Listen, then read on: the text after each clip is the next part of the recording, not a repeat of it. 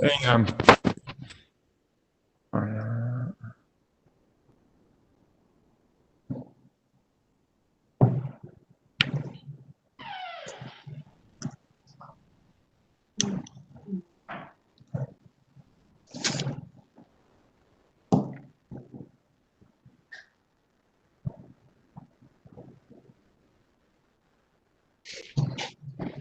here for technical support, someone can confirm the streaming YouTube is working right now?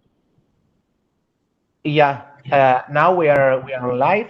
The streaming is working good, and YouTube is still working.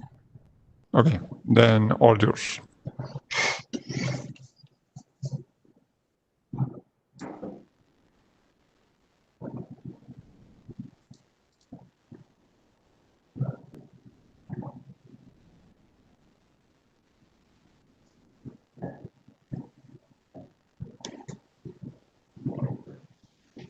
So good morning, everyone. I'm not sure if Trifonia from Guinea, Equatorial Guinea, is online. Okay. But my colleagues just let me know that we could go ahead with the event and get started. So good evening and good morning and good afternoon. Good morning from New York City, and welcome to this second roundtable organized by Exterior es Diverso, the LGBTI platform of the Spanish Foreign Service. Exterior es Diverso is a platform of employees of the Spanish Foreign Service that includes diplomats, trade commissioners, civil servants, and any other employee of the Foreign Service and their families. The mission of this platform is to protect the rights of LGBTI people in the service and contribute to a more inclusive and diverse foreign service. My name is Jose Maria Bastida, and I am the Counselor for Human Rights and Gender Equality in the Mission of Spain to the United Nations in New York, and therefore I belong to the Foreign Service. It is my pleasure and my honor to be moderating this panel today on behalf of Exterior es Diverso and on my personal capacity. The topic of this roundtable is LGBT activism and foreign service, experiences, lessons learned, and expectations. I think it is indeed a very ambitious, but also very relevant and very complex an issue that we have in our hands today. I say that it's very complex because foreign services, embassies, consulates, cultural institutions, have a major role to play in the promotion and the protection of human rights for everyone. And that includes, of course, LGBTI persons. This needs to be done efficiently, but it needs also to be considered in a very wide framework. And this framework includes bilateral relations, historical ties, national and international interests, commercial and trade agreements, domestic rules and regulations, and of course, international treaties that govern the diplomatic and consular relations. So one of the issues that we would like to discuss today is how can we navigate all these elements and have a mutually reinforcing relation between foreign services and civil society activists, etc. I also said earlier that it is a very relevant topic. It is indeed relevant because we need to ensure that LGBTI organizations, especially grassroots organizations, continue to carry out their work. In many contexts, these organizations are providing basic services, and some LGBTI individuals rely on them even to survive. So we have seen this relatively recently in the COVID pandemic, with emergency measures in place. LGBTI organizations and activists are facing specific challenges due to the further limits in the civic space, but we must ensure to find alternatives for them to carry out their vital role and their work that it's much needed, especially for those who are most vulnerable.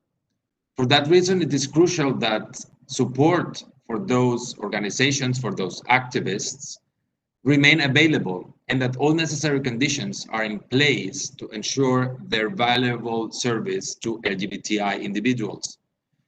So my question here would be, how can foreign services help activists, grassroots organizations, human rights defenders, etc., to be safe and protected while they carry out their service to society?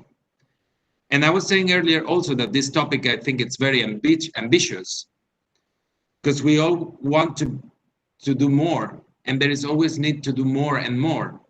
Even if we see some progress happening in recent times, around 70 countries still criminalize consensual sexual relations between adults of the same sex. Violence and discriminations based on sexual orientation and gender identity continues to exist, and it is even more exacerbated when there are intersections with other grounds of discrimination, such as gender, disability, economic, socioeconomic status, migratory status, etc. So how can we all together, foreign services and civil society, do more to avoid this? And to discuss all these issues, Exteriores Diverso has put together an impressive panel from all over the world. We will tackle these topics from many different perspectives, since all our panelists come from different backgrounds, are different ages, and come from different countries. We will be talking with artists and activists from Equatorial Guinea. We will have Trifonia Melibea Ofono. From Morocco, we have Nasser Eddin Benamer, and we have Danilo Montano from Ecuador, and Mina Mukherjee from India.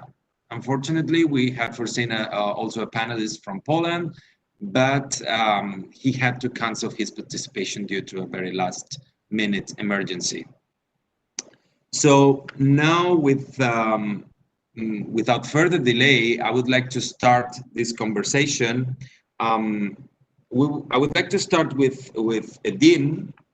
As I mentioned, Nasser Eddin Benamer, he's from Morocco, and he's an artist and influencer, a very young one. He's only 24 years old. And his videos on social media are viewed and shared by tens of thousands of Moroccans on a daily basis, which has turned Eddin into a role model for millennials and for a whole generation of the country's youngest LGBTIQ+ community. Eddin says that his goal is to spread positivity and happiness to others who really need it, even if it takes a big risk when he appears as male doing makeup or doing other performances.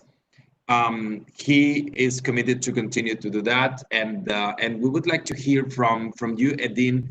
What has been your experience so far with these issues that we had already expressed before, and with the foreign services back in your country, and of course anything that you consider relevant to be discussed here?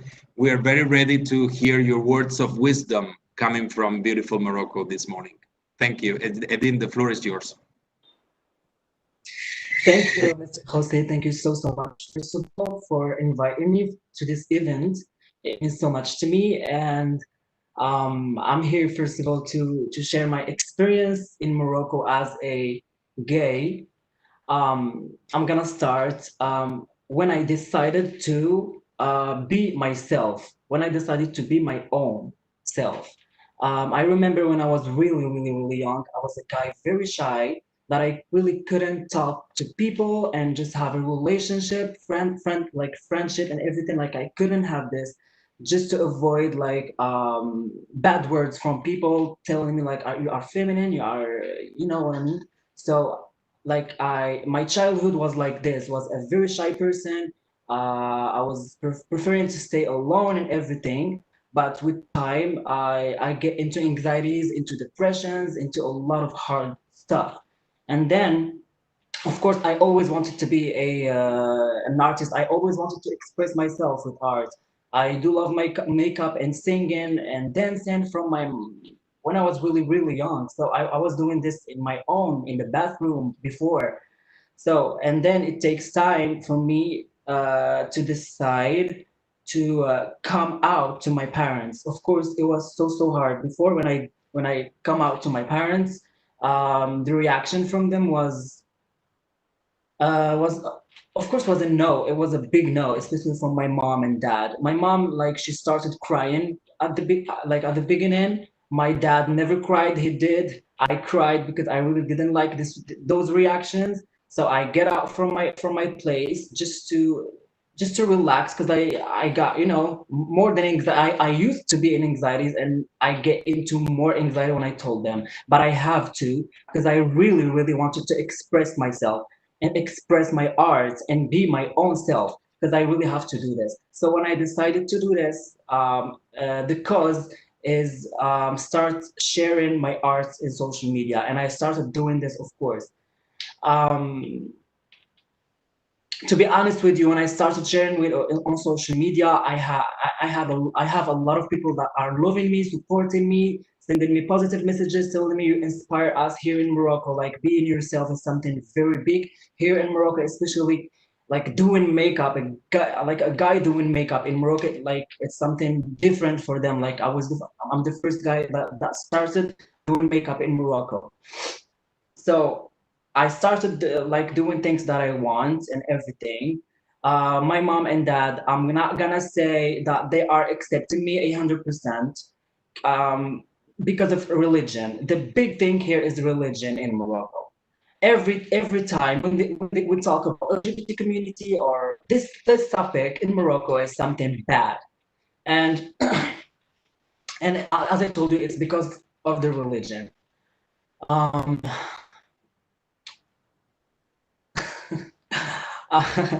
so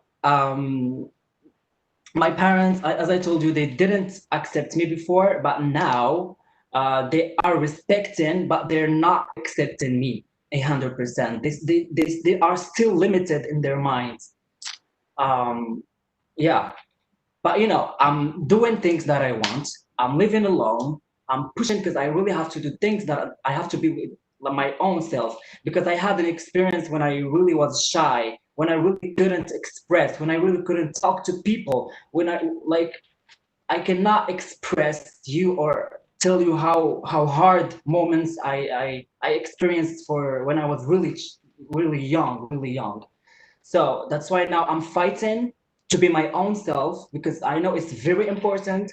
I really have to be my own self, and especially talk about this topic, LGBT community. Because I know in Morocco, people cannot talk about this subject. A lot of artists that are, you know, homosexuals, they cannot talk about this topic. I completely understand, because there is contract, works. They can really cancel this contract with producers if they knew those artists are homosexuals. I completely understand this, but it's unfortunate. I'm the only one who will talk about this subject, and I will not stop doing this. And of course, I'm receiving like very threatening messages and bad and hard messages every single day. Vocals, messages, people report my accounts to get deactivated. I used to have, no, I have two Instagram accounts. My first Instagram account was deactivated for the first time, and now I get it back from an organization. And then before, when my account was deactivated, it was deactivated for 5 months. Then I created a new account. When I created a new account, people started following me again and stuff, but then it get removed, and then I get it back, it get removed for the second time, and then I get it back, it get removed for the third time, because of people, homophobic people in Morocco. They are sharing my platforms on groups on Facebook, and telling to just report this homosexual person with very bad words, you know. And yeah, and as I told you, I'm always receiving hate, threatening. Like, I don't feel so good in my country, to be honest with you, but I'm gonna always fight, and I'm gonna always talk, and I will never stop talking about this subject, and I'm not gonna stop sharing my art, music, singing, dancing. This is me. I will never stop. And yeah, I hope that everything's clear.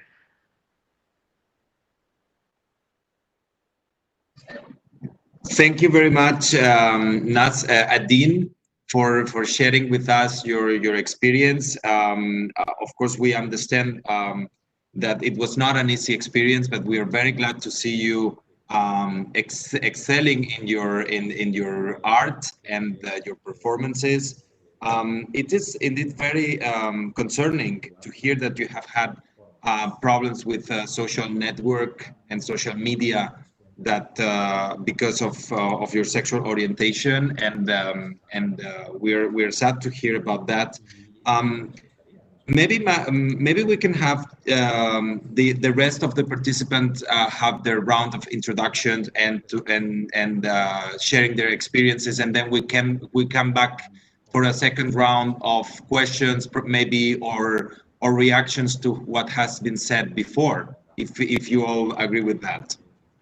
So second in our list of speakers, we have Danilo Montano from Ecuador.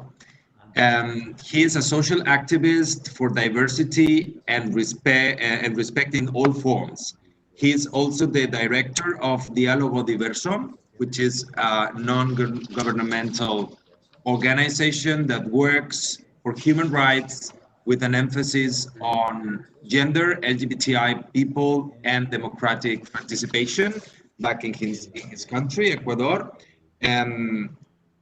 So, Danilo, I will give you the floor for you to introduce yourself a little bit more and tell us about your experience as an activist in Ecuador. Ecuador has already advanced a lot in recent years, and I am sure this is thanks to the role of activists like you, of the role of civil society that has been pushing extremely hard to get all the rights, all human rights recognized.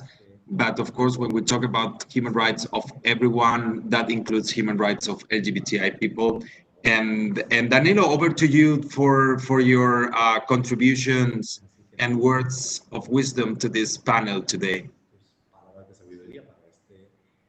Well, thank you so much, Jose. It's a pleasure for me to be here and also very inspired about this history of Nasir. I don't know if I'm spelling well your name. I was also looking him on social media and I was like, wow, very, very impressed about his job. So congratulations. Because being openly gay in hostile countries, in hostile societies, is not only dangerous, it's about how can you change the life of other people, especially of the youth LGBT who wants to get inspired, who wants to, and also who wants to be show it also that they want to be represented. So thank you so much for that job that you are doing. I love queer expressions. So and I also like your social media, and thanks because my English is not the best, so I'm going to do my best.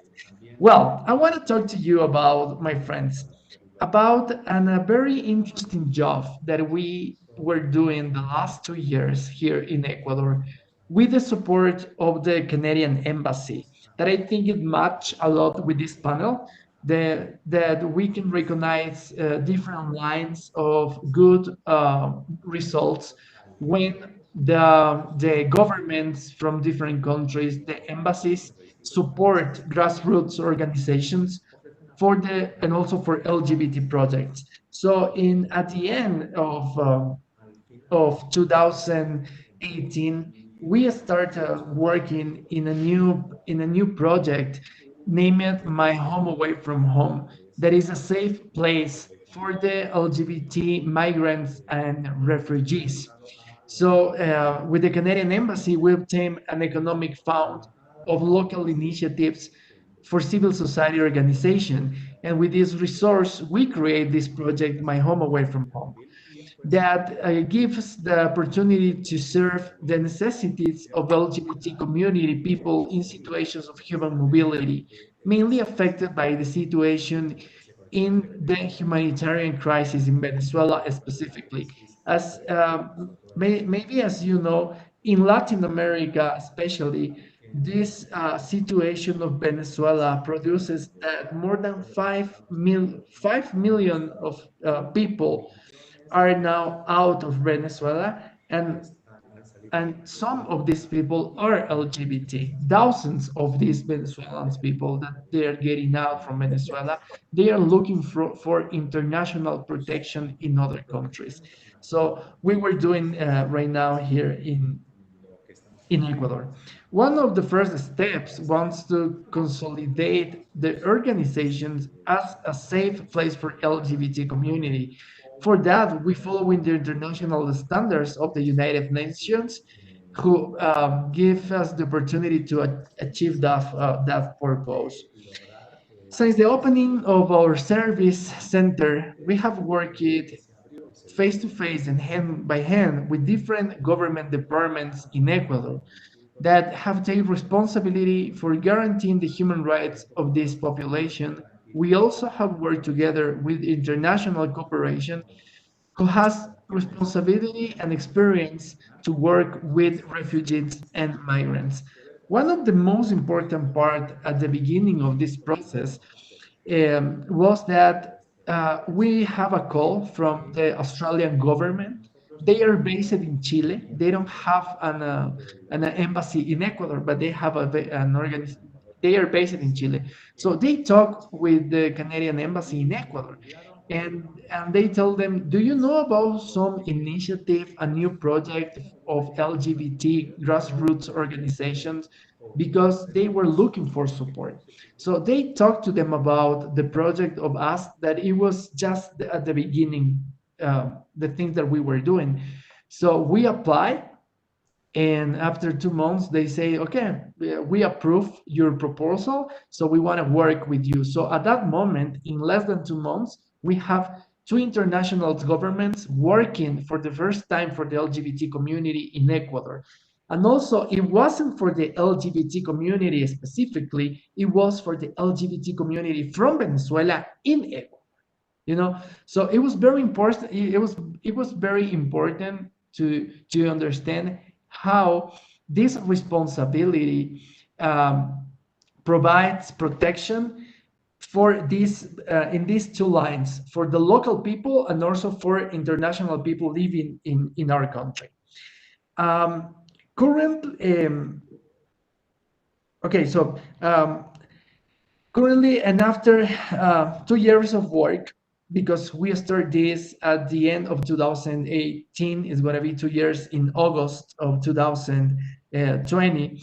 We already have the opportunity to establish why it's so important to have a safe place or a safe home for the LGBT community, refugees and migrants.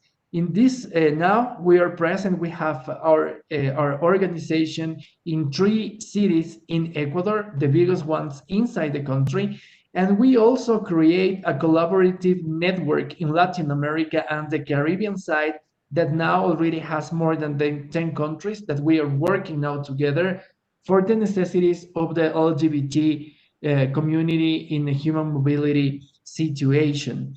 We have served directly to more than 5,000 people from Venezuela in Ecuador in these two years, providing medical support, psychological support, legal and social work care for free.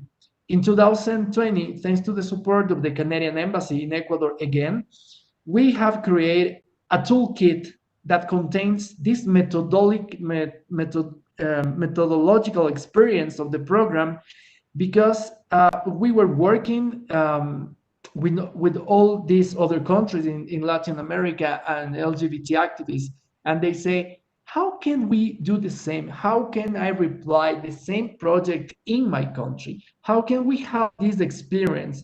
So we already realized, okay, we need to write it down, this experience. We need to put all this knowledge together to share with other countries, with other grassroots organizations.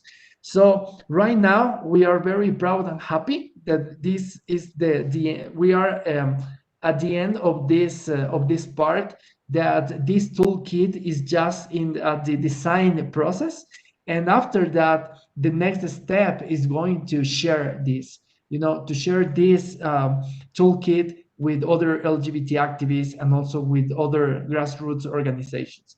Our experience in facing the COVID, the coronavirus, it was very hard because the LGBT community in poor situation, in poverty, it was very complicated because the government here, they don't have a line to support in a humanitarian line the LGBT community necessities. So we, again, as you know, civil society organizations, sometimes we do the job that the government has to, and we provide support to more than 1,200 people from Venezuela and in Quito specifically, in other cities, providing them kits of food and healthcare kits too.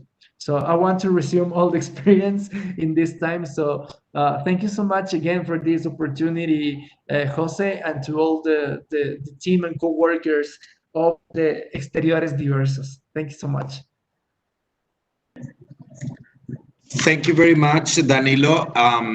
We are all, I think your experience is impressive. We are all humbled to hear what you have read and what you have the enormous support that you have given to LGBTI communities.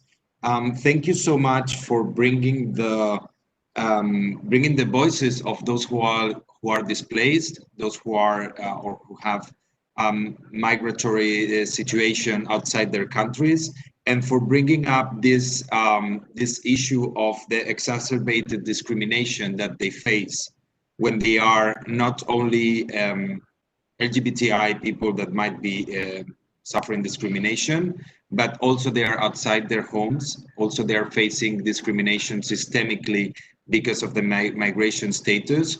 And I think this project that you're carrying out adds a lot of value to the work that the LGBTI organizations do in general, but also the work of other organizations, grassroots organizations in general, that are those that really make a difference and add and help people to survive, as with the project that you have just described, precisely with the help of two foreign services that in this case were Canada and Australia.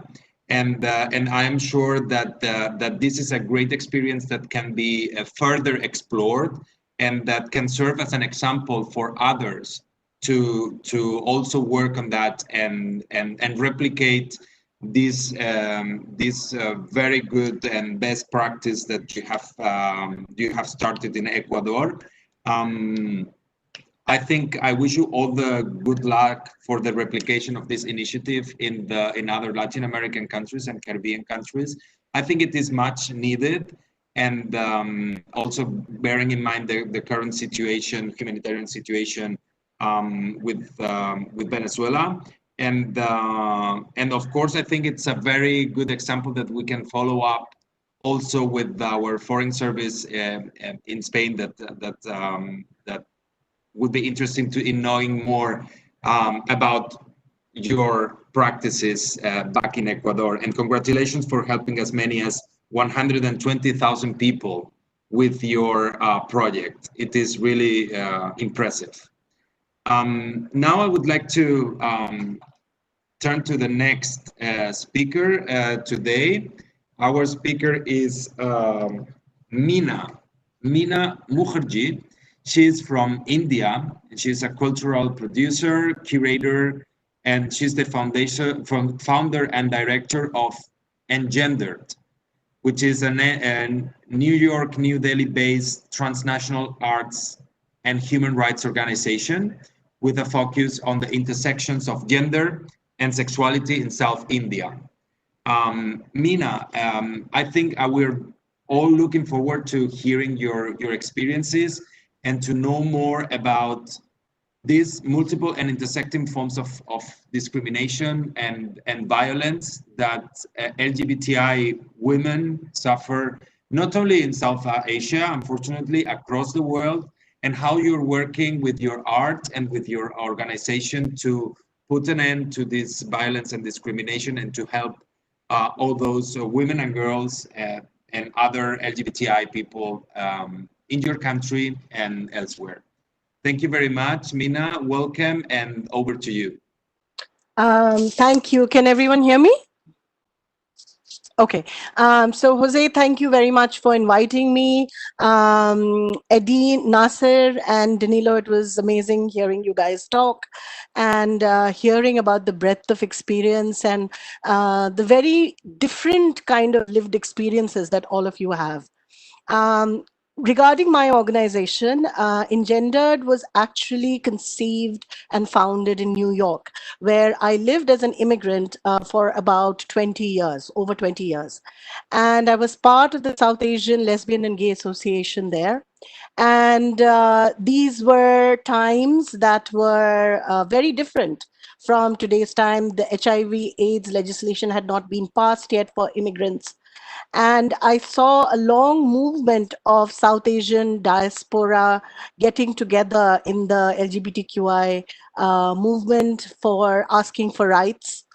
And at that time, I saw the other side. I saw, drag queens from Pakistan, from seeking asylum, living, with undocumented lives for many years because they could not come back because of HIV/AIDS, because once they came back to their country, they could not go back to the US, which were some of the only spaces where they could live their lives safely. Since I have been back in India, I've been working with the same organization. We're a cultural organization. And actually, we started a center, an alternative space for the production of work in art. Because South Asia has had a very interesting history with the queer rights movement. It has gone through much up and down. And in India, for example, in 2000, it's had a very, very long movement. And in India, first, there was a draconian law called 377, which criminalized all homosexual activities. Or unnatural acts, as they called it. And what happened was that it was read down in 2003, I think. And then in 2009, again, it was, in 2009, again, the Supreme Court sort of reversed the decision and made it illegal and criminal to be a homosexual. And then after a long fight in 2017, finally the Supreme Court read down that decision, and homosexuality and 377 was finally removed. At the same time, there has been a movement called the Nalsa movement for the trans activists in India. And that surprisingly was a very good judgment that was given 1 year after the Supreme Court criminalized homosexual activities. But then the Nalsa judgment sort of said, upheld the rights of self-determination in terms of gender for trans folks. And then, unfortunately, when this was reversed, when the Supreme Court reversed the decision, and homosexuality was no longer illegal, the Trans Act was passed. And the Trans Act is something right now that is facing a lot of resistance from the trans folks and the trans movement in India, because it insists on reassignment surgery to sort of decide, on a person's gender. So what I'm trying to, so what has been happening is that between all of this up and down that has been happening, the movements have had different ways to kind of, it's almost been like a star exploding, and the movement has diverged in many, many different ways. We have worked with not just one, but several embassies in Delhi, including the American Center. We've worked with recently with the Italian Embassy and the Institute of Italian Culture. We've worked with Alliance Française, we've worked with the British Council. And basically what we try to do is use culture to change culture. Because it's not necessarily just a question of criminality or not criminality. That's the law. But in terms of people and their reactions and social change, the only thing that can displace sort of a fixed culture is new culture. And to create that new culture, we have sought the assistance of a lot of folks from the Foreign Service. And it has actually created, we've been successful in creating some really, what I would say, tipping point moments. Like, for example, in 2016, we did a human rights film festival. And, religion is something that is all pervasive in South Asia. And conversations around sexuality and religion and politics is something that everyone avoids. But we can have those conversations when they are conversations about cinema. So we've been able to get global cinema, like Sinner in Mecca, for example, which was one of the first films, and by Parvesh Sharma, who made this film, I think almost 6 years, Jihad for Love, that talked about Islam and homosexuality. And it took 6 years to be made, and we were able to show it at the British Council over here and have a really engaging conversation. And sort of, it started the seeds for other sorts of organizations to then come together. So there is a new organization now that is also working with embassies in finding safe spaces where Muslim people are talking, Muslim queer folks are talking and reconciling faith with their sexuality. In the same way, right before the Supreme Court gave its decision to reverse the 377 decision by the Supreme Court 3 or 4 years back, during the Ida Hot, occasion of Ida Hot, 34 embassies came together to sort of create a draft and a manifesto that talked about anti-discrimination against people who were marginalized because of their sexualities or because of their gender or choice of sex, etc. And we were able to do for Pride 2017, we did, along with 34 embassies, we did a big call out to queer artists across India. And for the first time, there was a queer exhibition in a safe space. I mean, there have been a lot of queer exhibitions around gender and sexuality that we've done in the past, but this got a lot of press, it got mainstream attention, and it also got the endorsement of 34 embassies. And we had over 28 artists, queer artists, who showed their work. And it was explicit, and they talked about choices. And surprisingly, not even one media house or every single mainstream media house sort of applauded the effort. And, there was an actual conversation in people's drawing rooms about queer art. What does it mean, even within the art community? And so to kind of break down and collapse this hierarchy of, and giving opportunity to queer folks to, break into spaces where they cannot, or they are sort of marginalized, to break out of that ghetto. So that is something that we have been concentrating on, and we hope to do a lot more of that. Recently, with the Italian Embassy, we had an exhibition in one of India's largest art fairs, art occasions. More than 30,000 people come together to see art.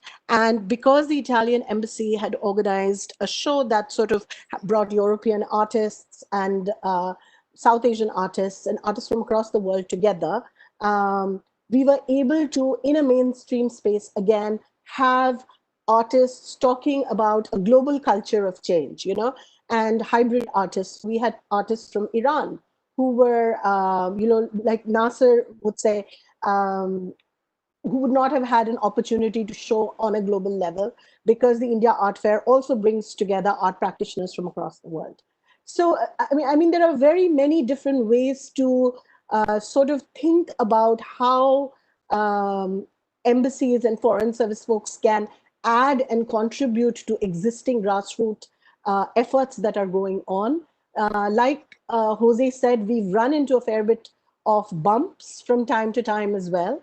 But I think what this has been really instrumental in is sort of mainstreaming conversations with support from the Foreign Service.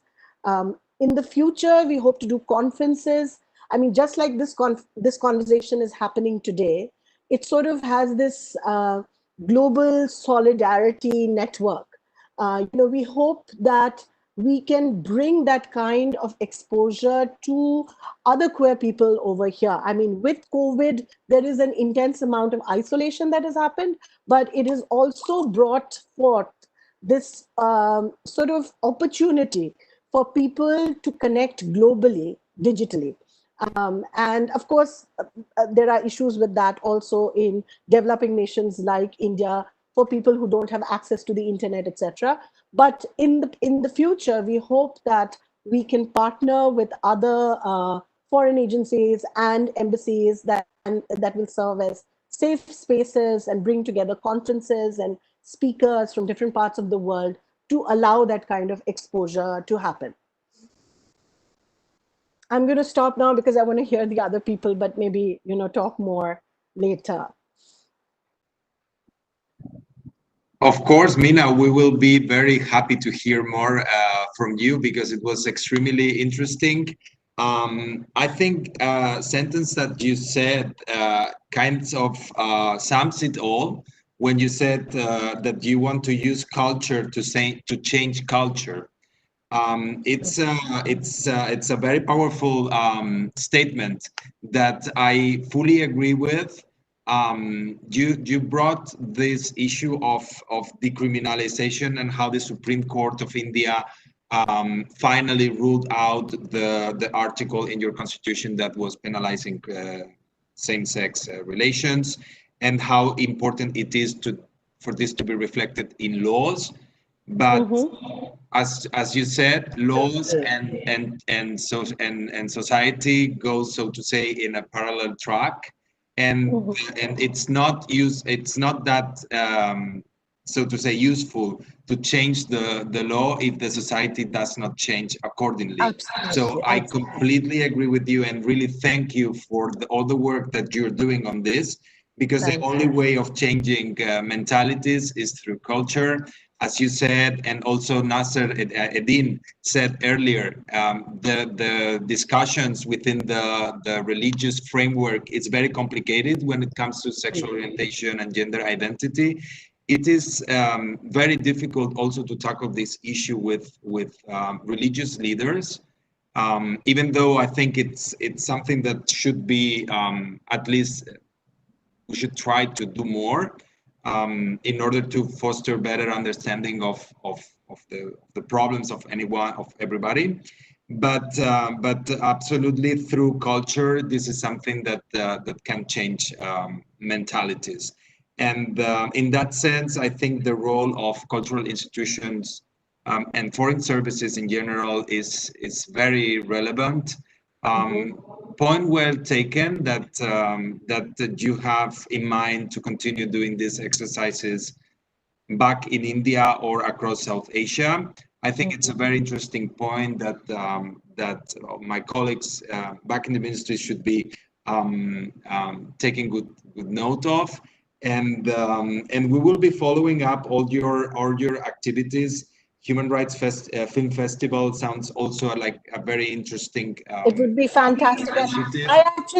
I actually have a big request. We would love, if possible. I mean, this year, I think we're going to do the festival. We've had a huge success with the festival in the past, but we would love to have Almodovar, if possible, as a speaker. So I'm just putting it out there. Maybe you guys can help us on a video conference with him. He has a huge fan following over here, and South Asia is crazy about movies. You know, Bollywood is one of the biggest culture changers. So it would be fantastic to have someone like that, you know, on a conversation with international films and talking about issues and talking about rights. But I don't know. I felt like I had to just put it out there because I'm such a big fan. So Absolutely. Of course, I cannot commit on that, Mina. You will understand. I understand. I understand. But point well taken, and it's a very good point. And also, definitely, Almodovar films contribute to the to normalizing and to show the reality of LGBTI people. Not limited also to that, but of course, it's very well reflected in his films. So I hope someday you will have the opportunity of having a conversation like this with Mr. Almodovar, who I think will do a great job on that, and I think it will be a very interesting and entertaining conversation. Yes. We hope that if it happens, you will invite all of us. Yes, absolutely, I will. Thank you, Mina. Thank you so much. We will come back to you later, but first, let me just introduce our last speaker. Due to a problem with the connection, she will not be able to join us with the video, but she will talk with us only with audio from Equatorial Guinea. Equatorial Guinea, as you know, it's a neighboring country of of Gabon. That is one of the countries in Western Africa that has provided us with good news related to LGBTI issues, because they have just decriminalized the homosexuality back in Gabon. So I would like to congratulate our African friends and hope for a better, also for more good news coming from that part of the continent. And now, without further delay, I would like to introduce Trifonia Melibea Obono. Trifonia Melibea is a novelist and a political scientist, academic, and an LGBTI plus activist. Her novel La Bastarda is the first novel by a female Equatorial Guinean writer to be translated into English. Melibea has a degree in political science and journalism awarded by the University of Murcia in Spain, and later studied there for an MA in international development. She's a professor in the Department for Social Sciences of the Universidad Nacional de Guinea Ecuatorial in Malabo, and she teaches since 2003 Afro-Hispanic Studies Center in the Universidad Nacional a Distancia de España. So I would like to give the floor to Trifonia Melibea. I understand that she's going to speak in Spanish, and then there will be consecutive translation coming also from our cultural center in Malabo. So if that's correct, I will just give the floor to Trifonia. Over to you.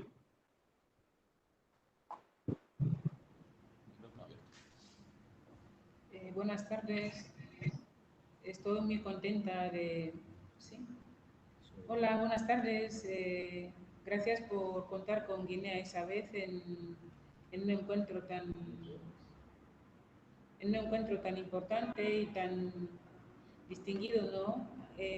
Gracias a la compañera, ¿no? He podido saber qué ocurre en la India, en Marruecos, por ejemplo, etcétera, ¿no?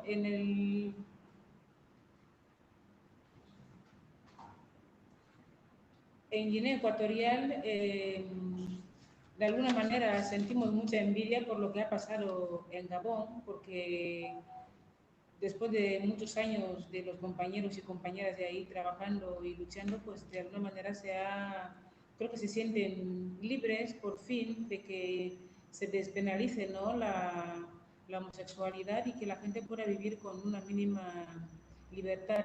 Pero quería resaltar que el problema en el continente africano no es tanto lo que establecen las leyes, sino lo que las costumbres dictan, porque vivimos en un contexto con un modelo de Estado occidental nuevo que todavía no ha penetrado en la conciencia colectiva y que mucha gente sigue sin ser consciente de lo que ocurre, por ejemplo, en las instituciones. Por lo tanto, creo que ahora mismo en Gabón empieza un trabajo real, que es el de cambiar mentes.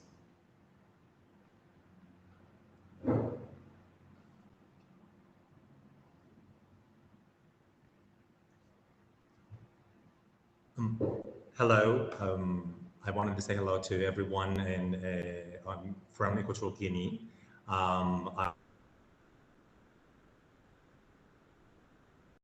am from Ecuador, and I will have to say that from Equatorial Guinea, we're quite jealous of the situation of Gabon right now.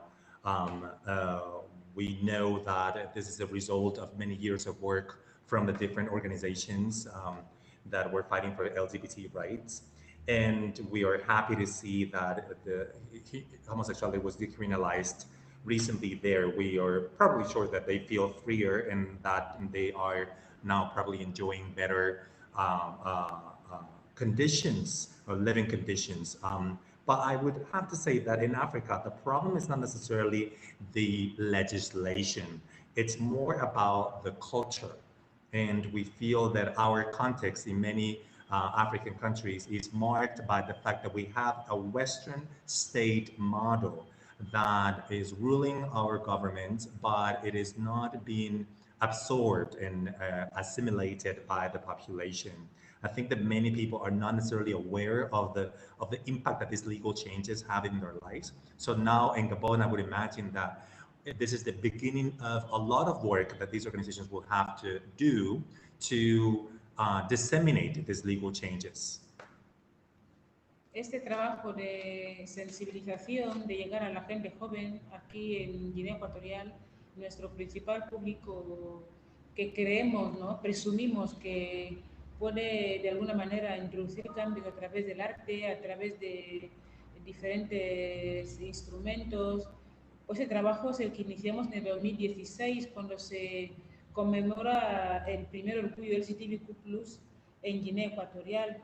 Entonces se hace por primera vez un conjunto de actividades relacionadas con la literatura, el cine, la música, etc. Y ese trabajo se hizo hasta el 2019, ¿no?, mitad del 2019.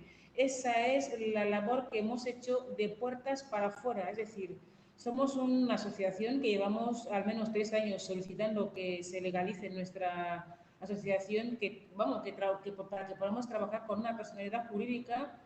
Eso no ha ocurrido hasta ahora, seguimos esperando que se pronuncien los ministerios. De puertas para afuera estamos trabajando la sensibilización, teniendo en cuenta ese factor en África, ¿no?, que puede el ministerio decir una cosa, pero la sociedad va por otro lado. Entonces, primero fuimos trabajando con la sociedad, como he dicho antes, con la gente joven, hasta que nos dimos cuenta de que era un trabajo productivo, pero no mucho. We feel that that kind of work is also the kind of work that we're doing here in Equatorial Guinea. We are basically raising awareness. We're focusing on the youth in Equatorial Guinea because we believe that they can be the change makers, and through art and other instruments.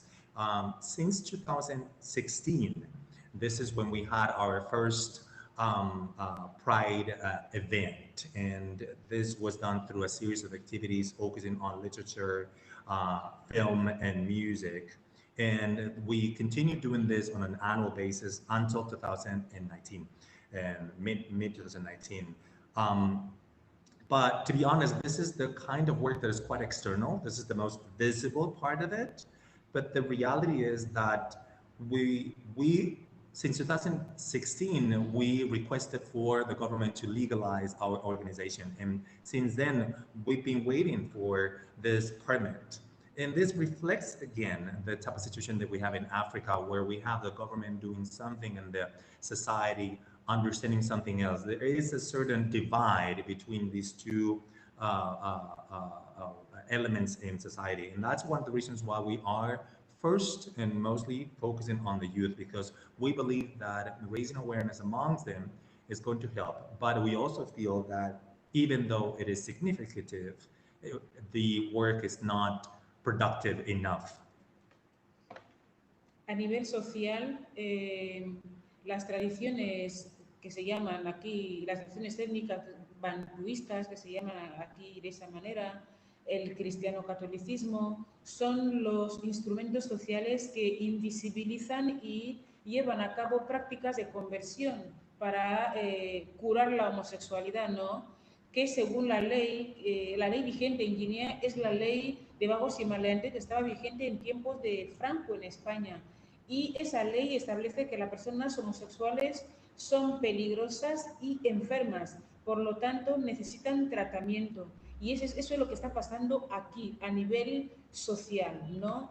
A nivel cultural. A nivel institucional, las personas que en el gobierno tienen poder real, poder de facto, son herencia colonial, es decir, en ellos convive una tradición franquista y una tradición bantuista. Es decir, el tema LGTBI no encuentra respaldo, no encuentra protección ni a nivel institucional, gobierno, partidos de la oposición, quiero decir que tienen de alguna manera poder de decir algo, ¿no? Los partidos de la oposición, pero en esos 5 o 6 años que vamos trabajando han mostrado indiferencia y desprecio con respecto al tema.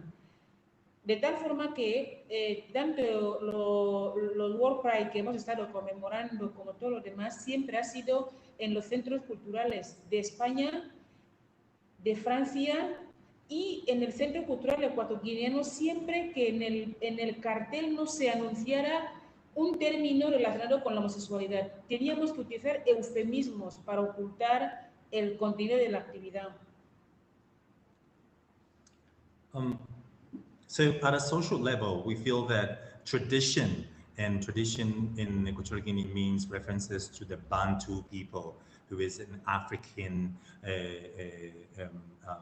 tradition that would involve many peoples within Central Africa. We feel that the Bantu tradition and also the Christianism, particularly the Catholicism, are the two forces that are making our efforts more invisible, and they're also condemning at a social level LGBT sensitivities. They are also conducting some conversion therapy. Again, this is happening at a social level. From the institutional aspect, what we see is that the government has two types of mentalities that are coexisting. One is the colonial inheritance, and the other one is, again, the traditional, the most traditional African mentality. So therefore, there is no place, not a lot of room left for LGBT sensitivities to be welcome, not even in the opposition parties, that when they look at the work that we're doing and the reach out that we're doing towards them, they just showed indifference and disdain. And every time that we had our Pride activities, we've only found connection with the cultural centers from the Spanish Foreign Service in the 2 cities, and the French also Foreign Service.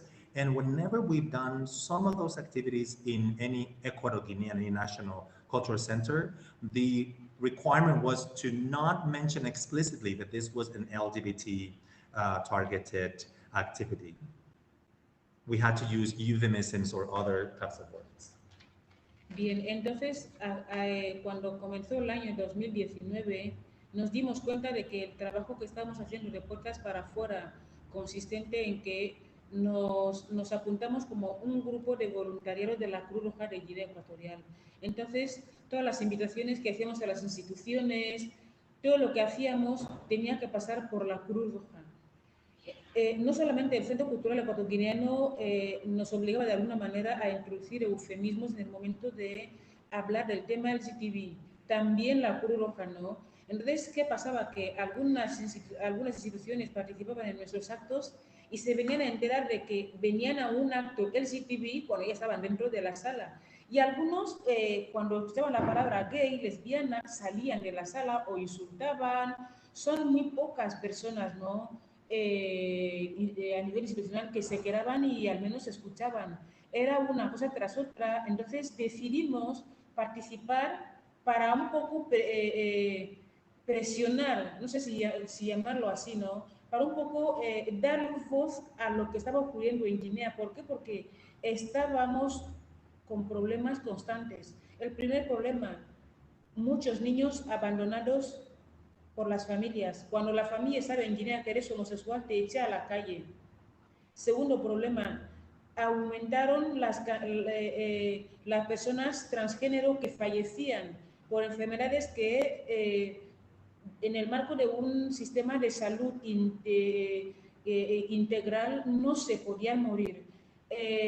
Las personas transgénero se hormonan de manera descontrolada. Aquí no hay una protección para eso. Muchas mujeres LGTBI pasan por violaciones correctivas.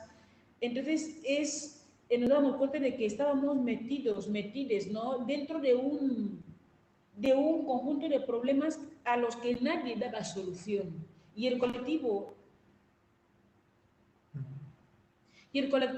de alguna manera, no tenía recursos, o si tenía recursos, estaba de alguna manera con las manos limitadas, dos, y no tiene personalidad jurídica.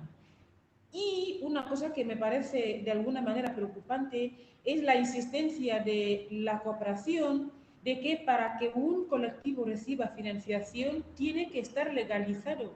¿Cómo vamos a estar legalizados en un país que no nos quiere ver, en un continente que no nos quiere ver, por ejemplo? So in 2019, we realized that we were facing too many limiting elements. Because we didn't have the legal, we had not been legalized as an organization, we were working as a group of volunteers under the Red Cross umbrella. So the Red Cross obliged us to go through their filter and not to be explicit about our activities. Again, same situation as the Equatorial Guinea Cultural Center. They didn't want us to be explicit about our activities. And many people would actually find themselves in our activities and realize that this was an LGBT activity right in the room. So many of them would actually leave when they found out where they really were, and only very few would stay. So we decided that we wanted to continue participating and create that kind of pressure on the government. I mean, if you think of all the problems that LGBT community is facing in Equatorial Guinea, to name a few, the abandonment, the homelessness, people are being dishonored because they are confessing their LGBT feelings. We have a lot of trans deaths that are completely avoidable in our health center. We also have trans people receiving uncontrolled, unmonitored treatment, hormonal treatment. And we even have correctional or corrective rapes that are meant to correct behavior. So we couldn't really find a solution. And our organization has realized that our hands are tied, that we have very few resources. And it's all coming down to the fact that we have not been able to legalize it. And this is something that I wanted to emphasize because I feel that sometimes many of the help and the grants that are coming from foreign services will require for our group to be legalized. So it's a vicious circle. We can't legalize the group and we can't have access to financial resources because we're not legalized. How can we legalize our group in a continent, in a country that does not want our activities to be implemented? Entonces decidimos participar en el examen periódico universal con un informe. Elaboramos un informe, participamos con otras ONGs y contamos lo que estaba ocurriendo en Guinea. Cuando participamos en ese informe, en el mes de marzo, abril, acabamos de recibir una subvención de la Embajada Americana para trabajar en dos secciones. Por una parte, que teníamos que trabajar por la formación de la gente LGTBI que se formaran para incorporarse al mercado laboral, y por la otra parte teníamos que trabajar la incidencia política, ¿no? Seguir visibilizando los problemas que afectan a las personas LGTBI. Pero cuando nuestro informe llegó a las Naciones Unidas, nuestro gobierno recibió muy mal ese informe. ¿Por qué? Porque de alguna manera no, porque siempre que participaba nuestro gobierno digamos, a los foros internacionales, y cuando les preguntaban a las instituciones de aquí qué pasaba con la gente LGTBI, decían que no hay homosexuales en Guinea, que no existen homosexuales. Entonces, cuando sacamos un informe y contamos qué pasaba en Guinea, eso les dejó de alguna manera al descubierto y se lo tomaron mal. Y desde las ONGs progubernamentales hasta todo el gobierno, primer ministro, empezó en la tele una campaña de demonización de la homosexualidad, y siempre la relacionaban con enfermedad, brujería, traición a la raza negra, porque los negros no son homosexuales, había que ir a por ellos, son enemigos de la patria. Digamos que salió de todo, ¿no?, en los medios de comunicación. Entonces, el proyecto que teníamos en mano de poder trabajar los dos, el proyecto financiado por la Embajada Americana, ¿no?, de poder trabajar, ya de alguna manera se bloqueó, porque en Guinea, cuando el gobierno te hace la cama, si se puede decir así, te quedas solo en la cama y te estigmatizas. Entonces, ahora mismo ya no vienen al colectivo homosexuales que no están del todo desesperados. Es una situación de extrema vulnerabilidad. We decided to move forward with another piece of work, which was participating in the Universal Periodical Exam, which is an exam on human rights situation conducted to be addressed back to the UN. So we contributed to this report, telling the stories of the LGBT community in Equatorial Guinea. And this report was done back in March, April, when we also received a U.S. Embassy grant to provide for training for the LGBT people that had suffered dishonoring, to basically get training and have access to labor market. But once the report got to the UN, our government got really angry. The reason behind is because our government had been responding to these human rights reviews whenever they were faced with the LGBT question. They were responding that no homosexuals lived in our country. And once our report reached the United Nations, it was clear that that was not the case. And in a way, it exposed our government. So our government got really angry. Campaign, demonization, basically criminalizing socially homosexuality, saying, accusing everyone of witchcraft and being anti-patriotic, or, all of this media witch hunt that took place. So we saw that this whole situation affected the project that we were supposed to be implemented and had been funded by the U.S. Embassy. It became basically blocked. We are now facing a very difficult situation, and we see that all of the LGBT people that were approaching our organization are now no longer doing so unless they're in a very desperate situation. Bien, bueno, voy terminando porque si no voy a monopolizar Entonces, cuando el gobierno empezó a visibilizar en los medios, digamos que nuestro gobierno salió del armario, ¿no? La homofobia de Estado salió del armario. Las primeras personas que venían a por el colectivo eran las personas homosexuales diciendo, ay, por vuestra culpa van a hacer una ley contra nosotros, por vuestra culpa. Entonces, cuando le formulábamos preguntas, por ejemplo, a las militares, oye, ¿tú estabas bien antes de que el colectivo enviara un informe a la EPU? Sí, estábamos muy bien. Y la pregunta siguiente era, ¿has leído el Código Penal Militar, de Justicia Militar? Ah, pues sí, el Código Penal Militar de Guinea Ecuatorial establece que si tú eres homosexual y te descubren, te sacan del ejército y te meten preso. La condena está entre 6 meses y entre 1 año y 6 meses de prisión. No, la mayoría no tiene conciencia de que sus derechos están violentados constantemente. Las militares no conocían, no sabían lo que dice el Código Penal Militar. La mayoría había sido encarcelada. La gente LGTBI civil decía que no, es culpa vuestra, que era la culpa al colectivo, ¿no? De que se fuera a elaborar una ley. Pero la persona que te decía que era culpa tuya había estado presa, ha sido madre forzada, ha pasado por todo tipo de violencias. Y el problema de fondo es que aquí, entre la adolescencia precoz y tardía, gran parte de la gente LGTBI pierde el derecho a la escuela porque pasa gran parte del tiempo en las instituciones curativas, porque la homosexualidad es una enfermedad según la conciencia colectiva. Entonces, esa educación primaria y secundaria es un derecho que les arrebata. Entonces, no tienen muchos de ellos conciencia de que los derechos, que su personalidad jurídica, sus derechos humanos están siendo violentados. Entonces, nos dimos con el problema de que teníamos al gobierno encima y a la gente homosexual encima.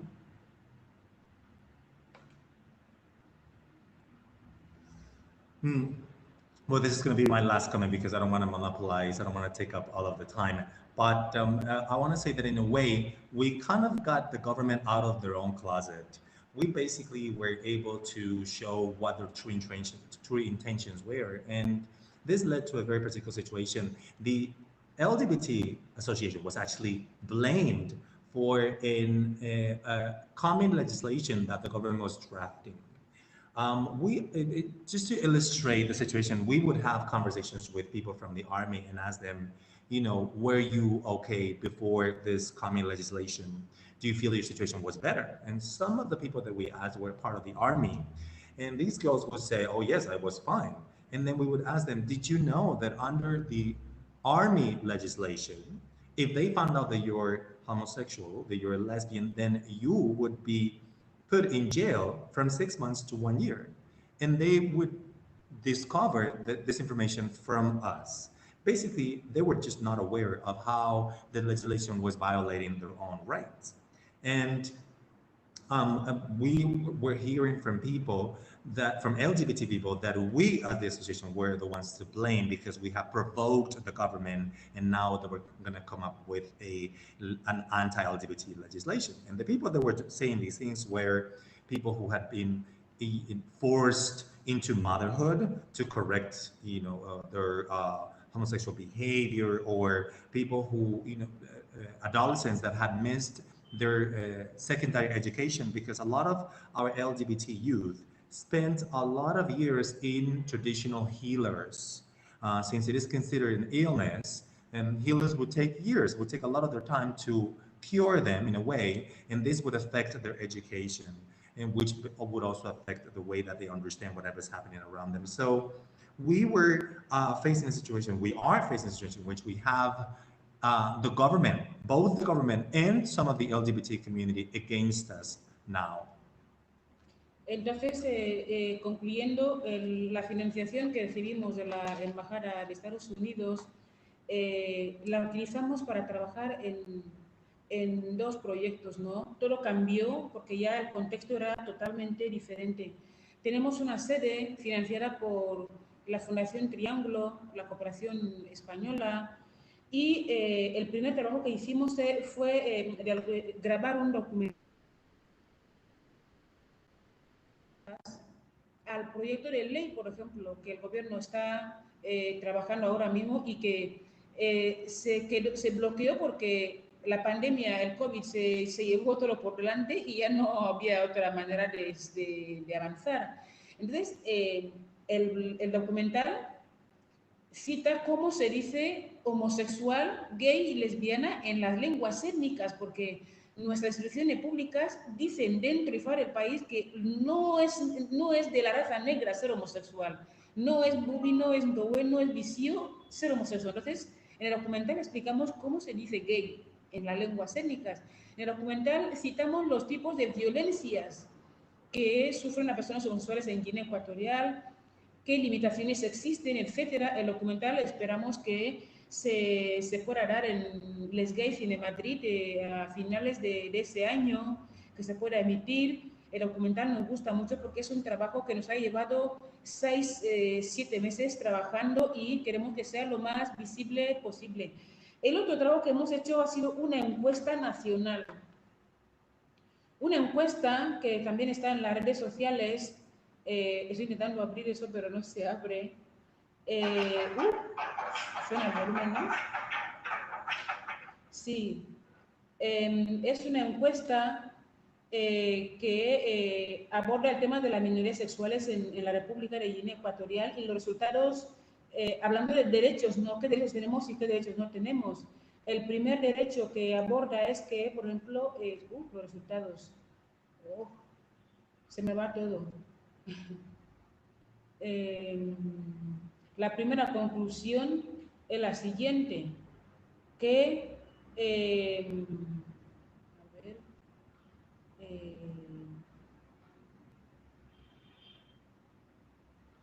que la homosexualidad en Guinea Ecuatorial está definida como una enfermedad. Los problemas de salud sexual, salud integral, salud mental, toxicomanía que afectan a las personas LGTBI tienen que ver con las prácticas de conversión. Es decir, había que hacer campañas en nuestro país para convencer a las familias de que las personas homosexuales no están enfermas y a la sociedad. Es una conclusión, ¿no?, a la que llegamos. Thank you very much, Melibea. It was very enriching. I will let the translator, our colleague, to go ahead with the translation, and then we will continue with the discussion. All this was very enriching, and we will have time later for more question and answers from the public. But please, I will let the translator go ahead. Over to you.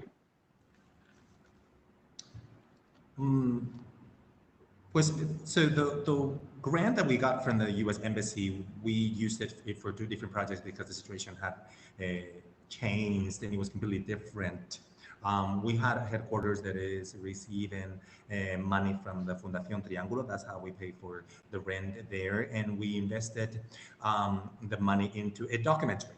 And the documentary's purpose was to respond to each of the to the new law, the coming law.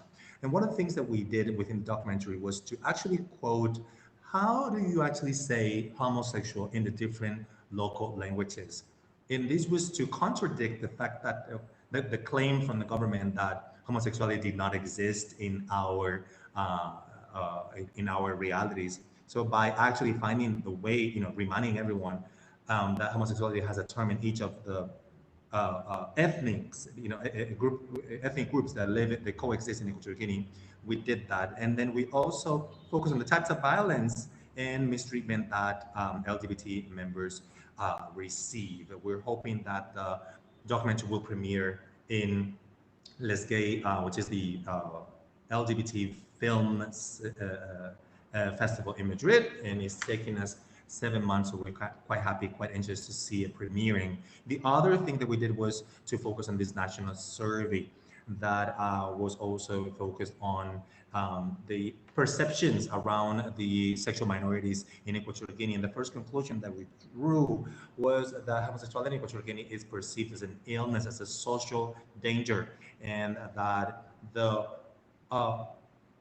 problems of mental health that the LGBT youth especially is facing are mainly due to the consequences of the conversion therapy that they have to go through.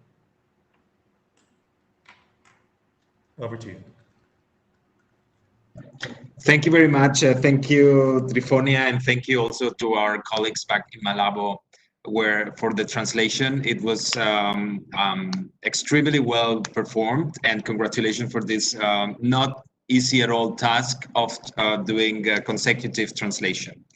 I think the intervention of Melibea was extremely interesting in terms of content. I think it's reinforced many of the ideas that has already been mentioned before.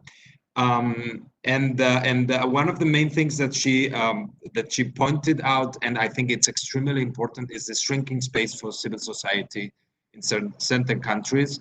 Unfortunately, this is a trend that we see in many countries, and that in the framework of LGBTI rights and rights of LGBTI people, it has a very negative impact. Because as we were discussing before, the role of the NGOs, grassroots organizations, human rights defenders on the ground are extremely important for the survival of some of those individuals. So what I heard from Melibea of what is happening in Equatorial Guinea with civil society and specifically LGBTI organizations is something that I receive with great concern, and I hope that the situation will be changing soon.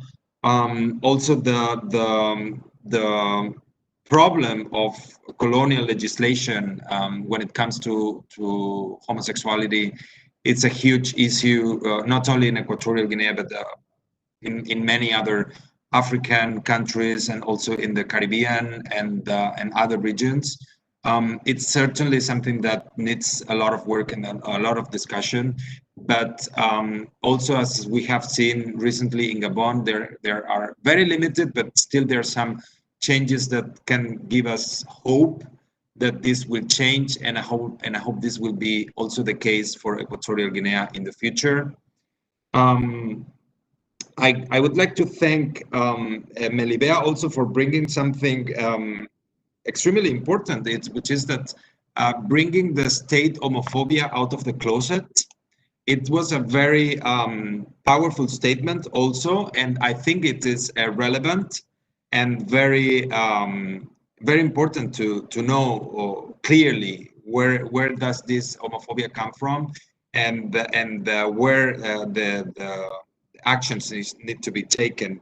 And in this sense, I think that using the instruments, not only bilaterally, but also in multilateral institutions such as the Council for Human Rights of the United Nations, using the Universal Periodical Review, is something that where the civil society can contribute a lot. And I would like also to point this out because Melibea's point was extremely good and extremely pertinent when it comes to the use of these instruments. And just finally, I would just like to say that we are all looking forward to seeing this documentary film that you are talking about. We will be very glad to attend this gay film festival in Madrid, and please keep us posted on the developments about this documentary film.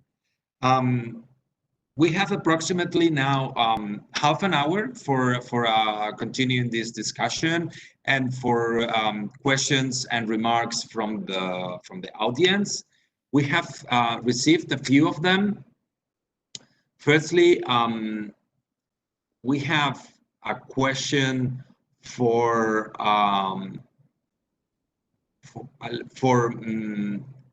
Mina that I see here in the feed here on my right. Mina, some of our viewers would like to know a little bit better how connecting the dots between LGBTI issues and women's issues. How these multiple and intersecting forms of discrimination that you were mentioning before, women being discriminated upon because of the fact that they are women, and adding to this ground of discrimination the fact that they are transgender or the fact that they are lesbians, and this, so to say, institutionalized and discrimination that they face when they have to face more than one ground of discrimination. Over to you, Mina, for this question.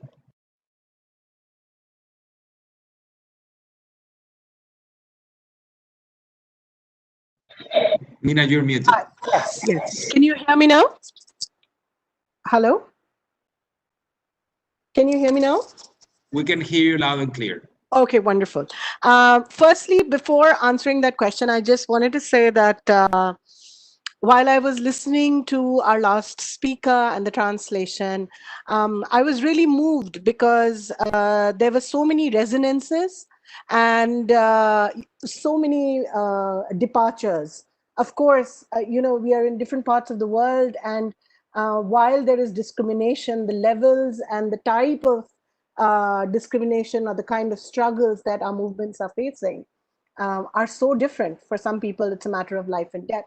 For other people, it's mental health issues. For other people, it's about, feeling inferior or sort of wanting to be at par or excelling or not, job discrimination. So there are so many different levels of discrimination. And what I want to say is that kind of echo what Jose said, is that in the last 30 years that I have been involved in different ways with the human rights movements, I have seen so many changes, and I have seen so many people so far ahead of us in the movement, and I have seen that reversed. We are living in a world today where, if you look at what's happening in, as the world is swinging right politically, government-wise, there is so much that is being reversed. And yet, I have also seen so much change. I never thought that, some of the legislation in the United States, for example, around immigration, especially that affected HIV/AIDS patients, that affected queer folks like us, how that would change. I have seen that change happen. I've come back to my country and I've been working here now for almost a decade. And I have gone from being a criminal to being celebrated in many ways, being almost fashionable. And I think that it is important to just live our lives, and it is, and that brings me back to this whole point, this question that was asked, is that oftentimes movements become very siloed, as in like they work in different, people who are working for religious rights for minorities in a country, or people who are working on violence against women, or people who are working for gender rights, or people who are feminists, and people in India, caste is a very big thing. Social inequity is a big thing. People who are marginalized on the basis of that.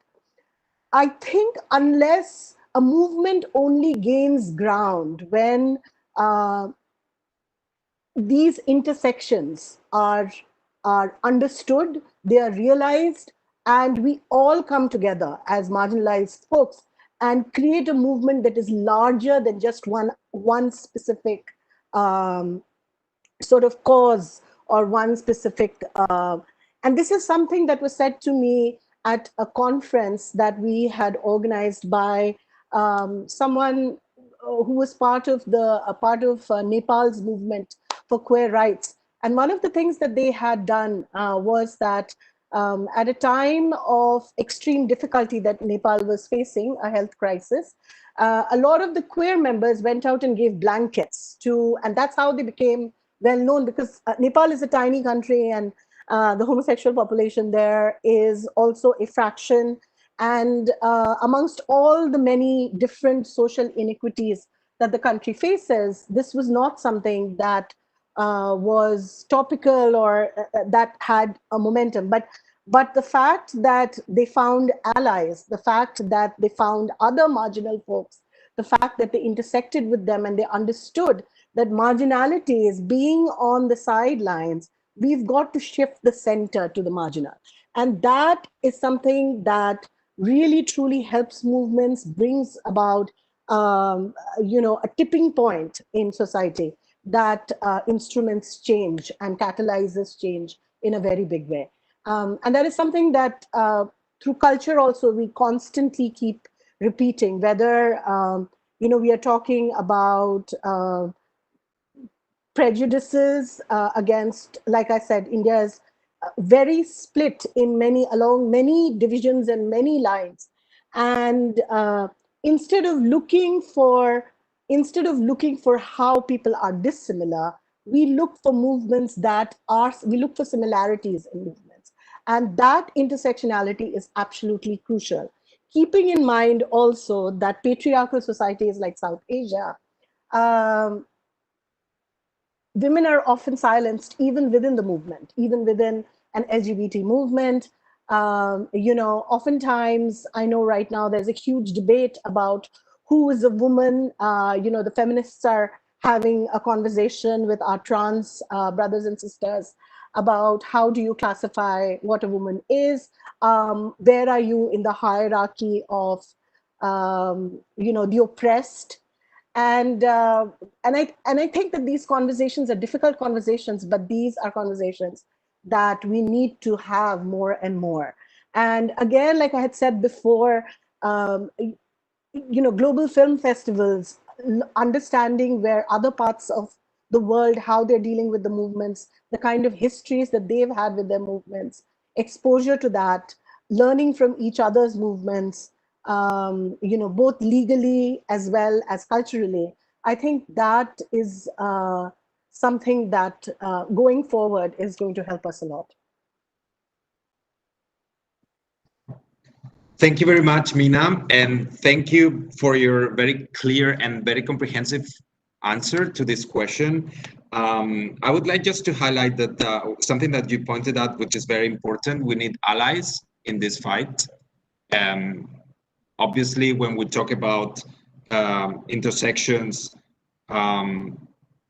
anybody who can help the LGBTI movement and the LGBTI individuals to understand the discrimination that they face, and in the cases where this sums with other sorts of discrimination, whatever ally that we can find in this path, it's very welcome, because there is this need, as you pointed out, to understand better which are these intersections and what we really are talking about. And just to sum up, I like very much your sentence saying that we just have to live our lives, which is also something that everybody should be entitled to. And thank you so much for your comments. Now, and in line with what many of you have said, we're turning over our young participant from Morocco. The role of young people and the implication of young people is crucial in this movement, and it's crucial for changing mentalities and building better societies. So we received, Edin, we received 2 comments and 2 questions for you in the feed. On the one hand, one of our participants would like to know, how do you think your individual activism through personal visibility relates to the work that associations and LGBTI groups are doing? This is one question. Sorry, this is the first question, and I will get back to you if we have time for more questions.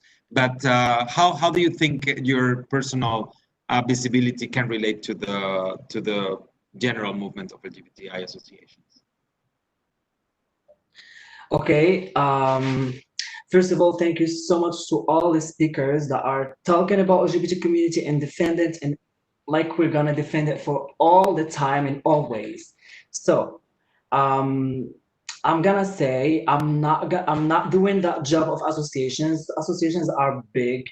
They're doing things that I really cannot do. But things that I'm doing on social media is expressing my art and sharing my art with people, and show them that a male doing makeup in Morocco, it's something very normal. Like it's art. It's not about doing makeup. That's you know what I mean? It's art. Makeup is art first. There is straight people that doing makeup. There is straight people that doing like drag queens, like, you know, performers, because they like this. This is art. Recently, things happened in Morocco. I don't know if you heard about things that happened in Morocco about LGBT community after an influencer who talked so badly about LGBT community. This person, she knows me and I know her. Like we were respecting each other and we are still, but we're not in the same mindset and the same thinking. So she were very, very, very famous, and she has a lot of people like following her. She were doing a content in this quarantine of making live broadcasting on Instagram. People start showing those lives. Like I can tell you, like 100,000 views, 100,000 views, 90,000 views. Like people watching those live. What she did, she worked like, first of all, her thinking is really close-minded, and she's talking bad. She has like bad words on her mouth. Like, for example, saying queer or gay, she were not saying this. She was saying like fagot, that word in Arabic. So she were talking about like in this behavior. And she is a trans. She, like, I don't know, she still has, you know, roots and, you know, a lot of things, but she's trans. And I don't know, she still don't know who she is, and I don't know, she's just saying things. I don't know, she doesn't understand about sexuality is 100%. What she did recently, she shared like applications of homosexuals on the live. She told to the girls like that, girls, go and download those applications, and go check out your sorry, go check out, like, if there is like your son or your husband there on the application, you can see him. She was talking like this, you can see him like just close to you if he's close to you at home. Like she created a big problem after this live, and this live, like, there was a lot of people was watching this live. So after this, we heard that there is like guys that are rejected from their homes, from their parents. We heard about suicidal cases. I don't know if it's true or not, but we heard about this. A lot of bad things happened here in Morocco during the quarantine. That's why LGBT community here in Morocco now is very, I'm gonna say, sensible, and I don't know if we can say in English. Like LGBT community here in Morocco right now is people like talking bad about LGBT community. Like the majority of people in Morocco talking so bad after this influencer did this problem. Of course, I talked when I heard about this. I did videos, I talked to associations. One of them, like Le Coin Lgbt in France, Voices for in Berlin, and they are in London as well. You know, I talked to journalists. They write an article on Insider about this. You know, a lot of journalists talk to them about this situation and everything. So of course, this influencer, they shut down her Instagram. She created another one and shut it down. Third time, shut it down because she did a bad thing. But people that the persons were like in a very hard time, and I completely feel them because I really went through this. So that's why I talked and I did my best, not just me, but, you know, a lot of associations did their best.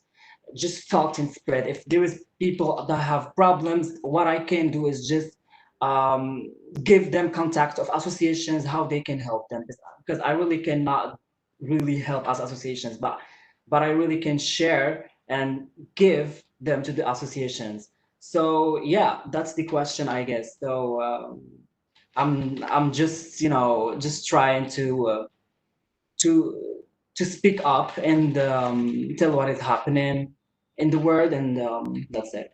In Morocco, I mean. Yeah. Sorry to my English. It's so bad. I know. No, I didn't. It's very good. Your English is excellent, and thank you so much for your replying to this question.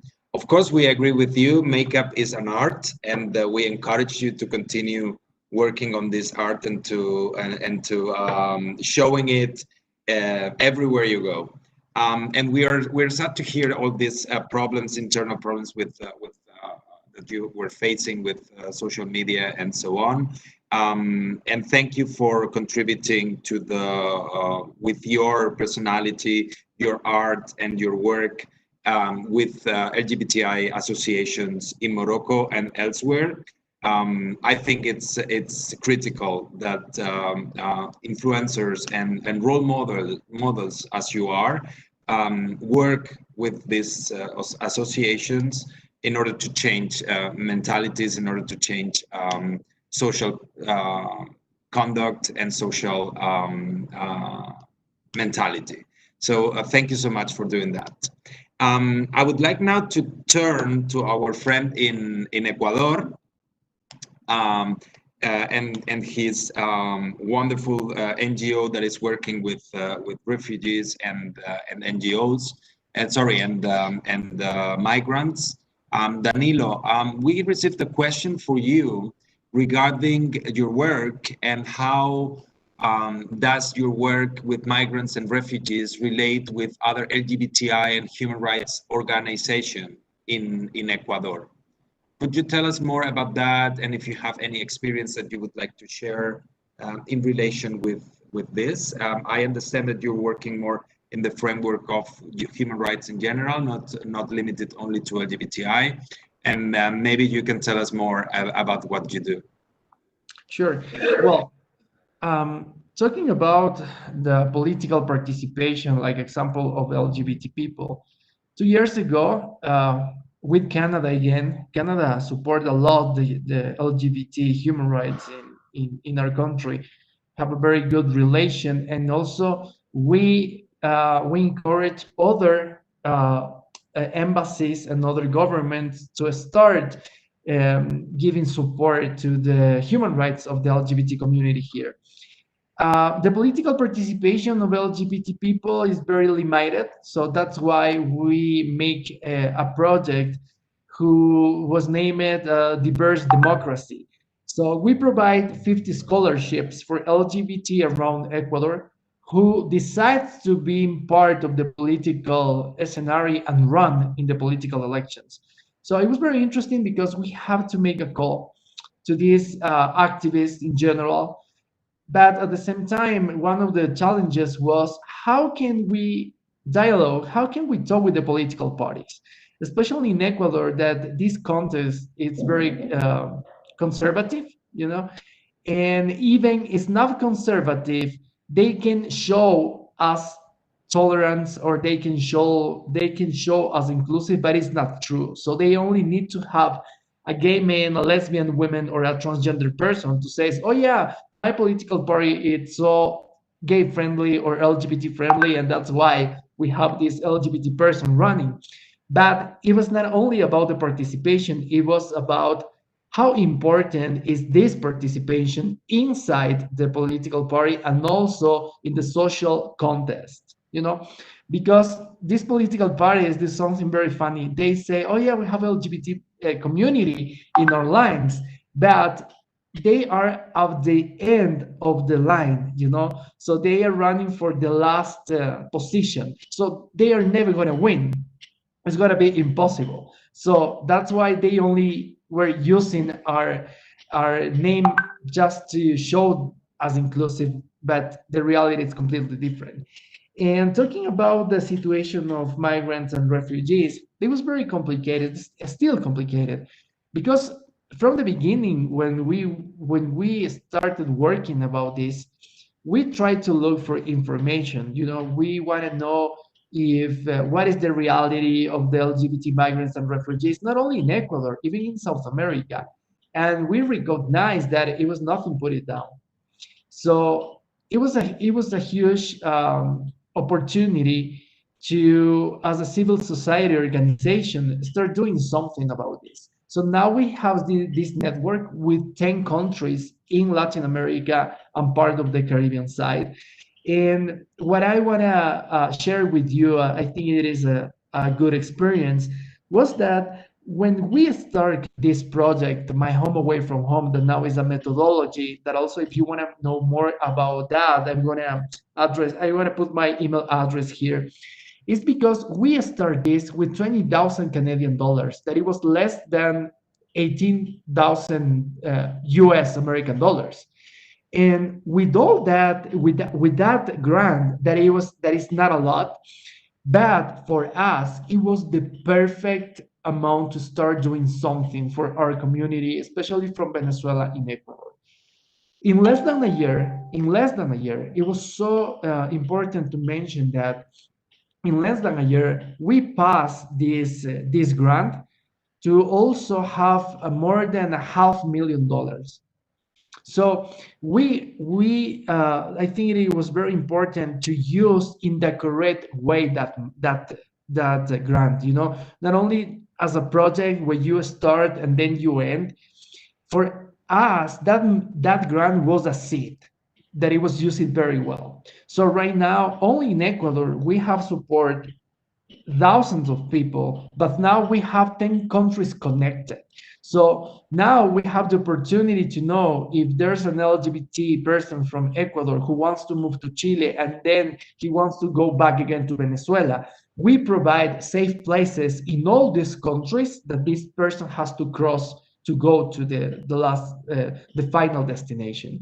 And right now we were looking also for different civil society organizations, not only in Latin America or in our continent, because we identified that this methodology also can work in different frontiers, also in Europe, Africa, or Asia. So just let us know if you want to know more about this experience, because we were very, very excited to share with you all this knowledge that we have right now in Ecuador. And thank you again for this opportunity. Gracias, amigos, por esta oportunidad. Muchas gracias. Muchas gracias, Danilo. Thank you very much. And thank you for sharing also the way that you are working and creating networks of solidarity, not only in Ecuador, but also in other countries in your region. We still have 10 minutes. I would like to, before we wrap up, I would like to just ask a question for the four of our wonderful panelists today. My question would go more in the line of what is the type of support interventions that could the foreign services do towards LGBTI movements and associations? I would just like to know something very brief that just come to your mind on how can the foreign service help your work, and also bear in mind that some Spanish Foreign Service employees are listening to you, so maybe this can foster another wonderful project, such as the one that Danilo was just saying, that was started with just a little bit of money from the Canadian cooperation. So I will start the round of interventions with Melibea, because we cannot see her, but we can listen to her. So maybe Melibea, if you can reply to this question quickly, and then we will continue with Adine and Mina and Danilo. Thank you, Melibea. Over to you in Equatorial Guinea.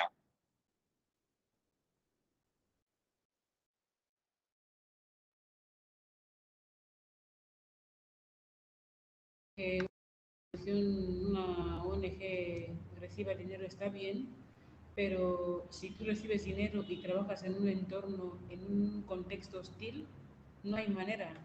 Sugiero que los encuentros entre gobiernos, los encuentros entre la Unión Europea, España, Francia, Estados Unidos y Guinea, esos encuentros sirvan para que nuestros gobiernos en África Negra tomen conciencia de que, y África Blanca también, perdonen, tomen conciencia de que los derechos humanos de las personas LGTBI son derechos humanos, porque parece que no.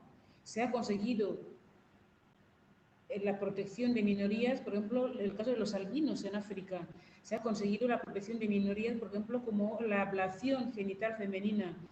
Yo creo que con lo mucho que la Unión Europea, Estados Unidos, Canadá ofrezcan dinero, está bien que nos ofrezcan dinero, muy bien, pero si una institución como Somos Parte del Mundo no se legalizara, ¿cómo lo recibe?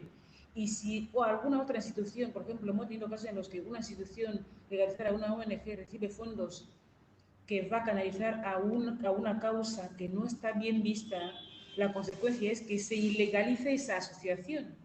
Yo creo que la cuestión aquí es que nuestras instituciones, las personas que gobiernan nuestros países, tomen conciencia de que ese problema es de Estado, que hay que solucionarlo. Esa presión es importante. Yes, I feel that receiving money is a good thing.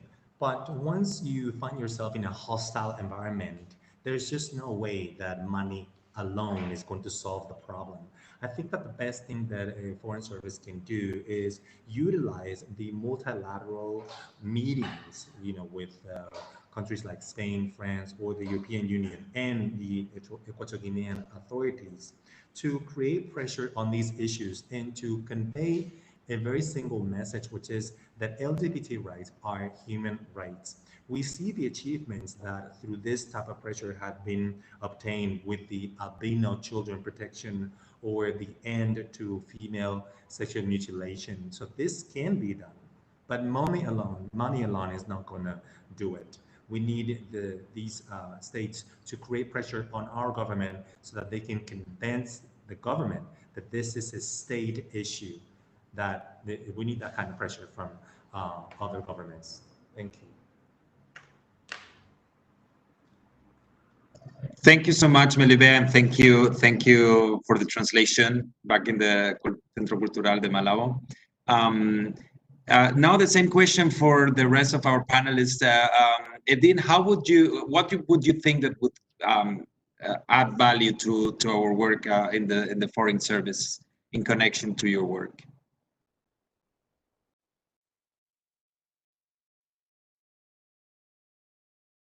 I'm sorry, I didn't get the question very, very well.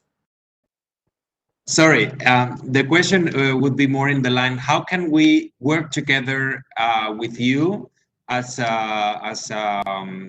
influencer and artist so that your work helps to raise awareness of LGBTI issues? How can the Foreign Service contribute to that?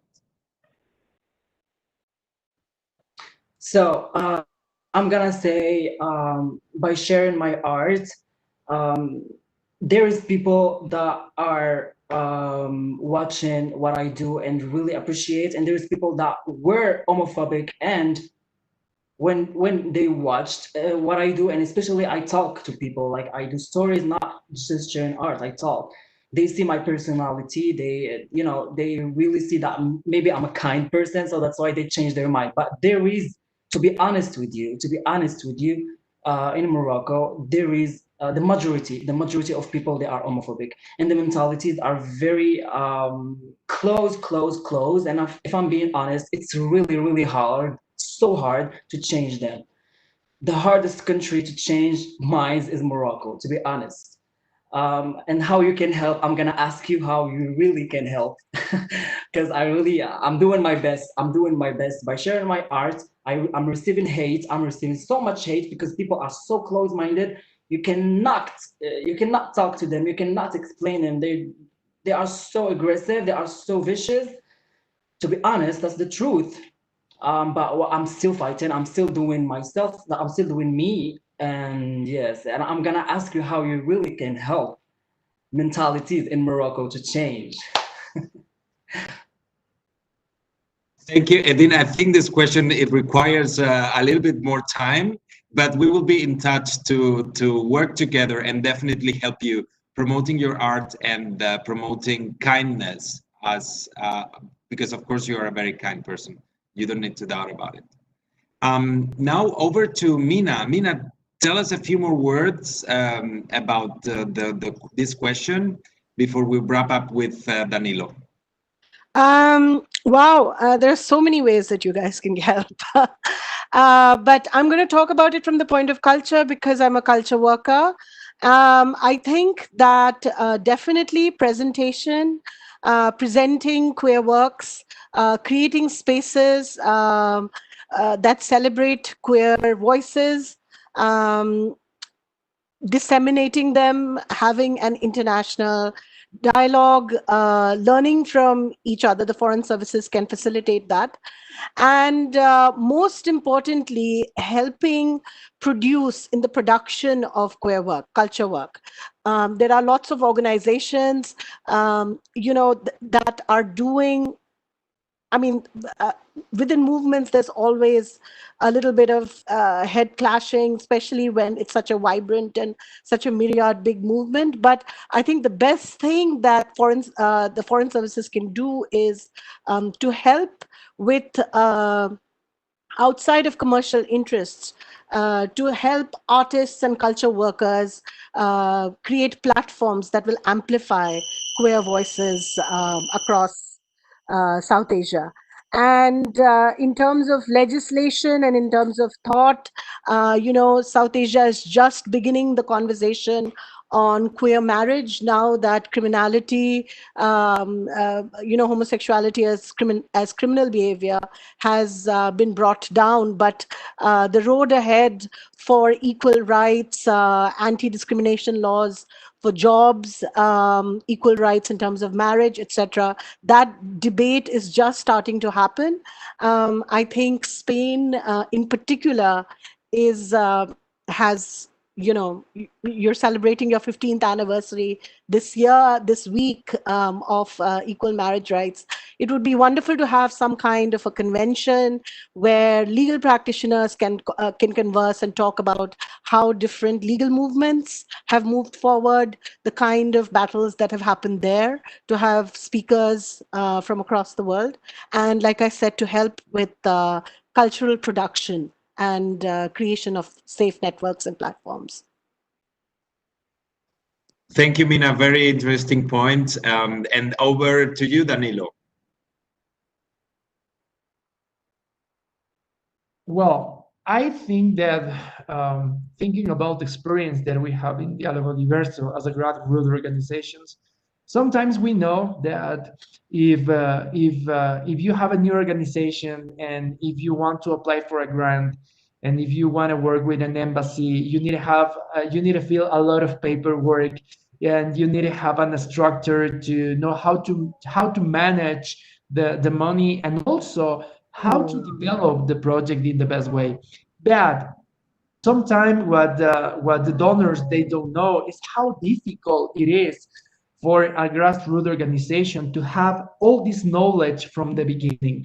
So what I really think is that in a very, very important way to support is to provide also to the civil society, new grassroots organizations, these tools, so this knowledge, these abilities, so they can have not only the opportunity to apply for a grant, because if they can have it, they can develop a good project. For us, the experience was to have an not big quantity of money, but develop a very, very good project that then of that, we have the opportunity to have sustainability that is very difficult at this time. So what I really think will be amazing from you guys, from your team, and also where's present the embassy of Spain in different countries around the world, and completely agree that it depends also about which kind of project of country, if they're supported of not the LGBT community. But there's going to be always different ways to support our community, even if it's not exposed, so the sometimes you can apply a project and don't expose it too much, so the community can be safe. So I think in that way. Thank you, Danilo, and definitely bureaucracy is never easy, and I understand that even for grassroots organizations it's even more complicated. So very well taken your point on how to help these organizations to have the tools to better navigate the regulations and rules that govern the cooperation for development. I'm afraid that we have come to an end to this very interesting conversation. Everything that was said today was extremely enriching. We don't have time because we're already over time, but I really would like to just, as a sort of a wrap up, mention a few key points that were discussed today and that I think would be very interesting to follow up with you guys, but also if we can also serve as a network for you to interact and to connect you with other civil society participants, organizations, human rights defenders, etc.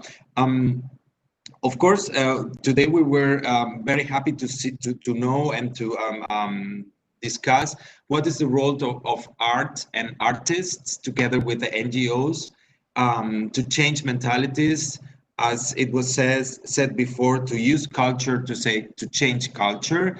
And I think after this conversation, there is a lot of scope for foreign services and for members of those foreign services to work hand in hand with artists and NGOs to use this tool.